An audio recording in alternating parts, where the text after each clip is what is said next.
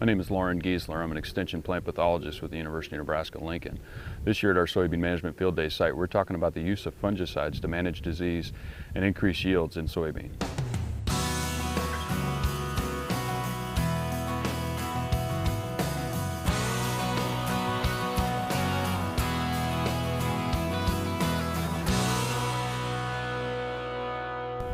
One of the important steps to consider when you're looking at using a fungicide application is if there are any diseases present that you're going to get some control of.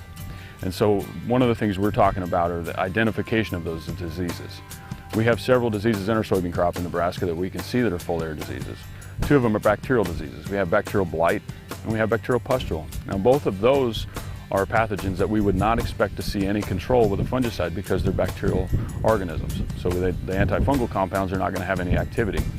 Now, when we look at diseases that are important that we'll have some management of, one of the things that we'll see in just about all of our fields is brown spot. Brown spot is considered a minor disease of soybean, but yet it is one that you will get some benefit when you use a fungicide. The other one we talk about is Frogeye leaf spot. Now, Frogeye leaf spot for Nebraska growers is relatively new, and we don't see that disease all over the state, but we will see it in certain fields. And once we know that we have Frogeye in an area, we'll tend to see that again, as that's a residue-borne disease, and we'll see that come in typically as it's new in a field. We'll see it in the top portion of the field. We'll see those circular leaf spots that are typical for the identification of Frogeye. And with that, that's where we'll tend to get some control, particularly with strobilurin fungicides.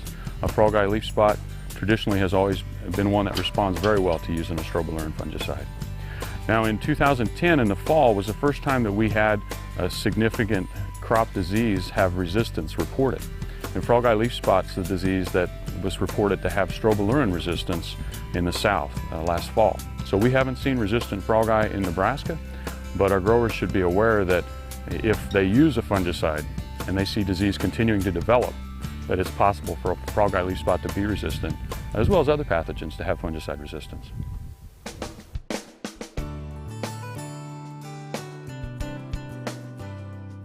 One of the changes this year in our Soybean Management Field Day program is that every one of our locations is a replicated research site. So this year, regarding foliar fungicides, we have the top choices that growers are trying to decide from that are on the market. You know, we've got the Syngenta, the BASF, the Bayer programs, as well as the Arista Life Avito product.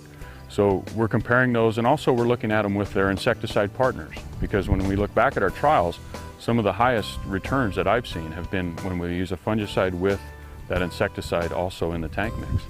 So we're assessing these and evaluating them for how much disease is present, as well as at the end we'll be taking those yields and reporting those for all those locations. So growers can go at the end of this year to the CropWatch website. They can look at that data to help them make a better decision on whether or not to use these fungicides.